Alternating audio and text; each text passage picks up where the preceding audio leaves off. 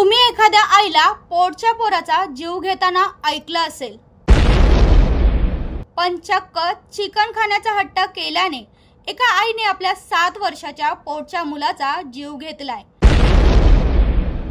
ही धक्कादायक घटना पालघर जिल्ह्यातील धानसर गावातून समोर आली आहे।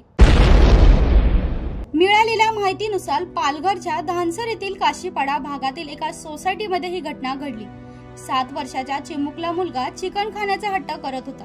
या किरकोळ कारणावरून आईने संतापाच्या भरात मुलाच्या डोक्यात लाटणं घातलं। मार खाताना ते बाळ आई आई ओरडत असे, परंतु त्या माऊलीचा ऊर काही भरून आला नाही। रागाच्या भरात तिच्या कानापर्यंत त्याचा आवाज गेला नाही।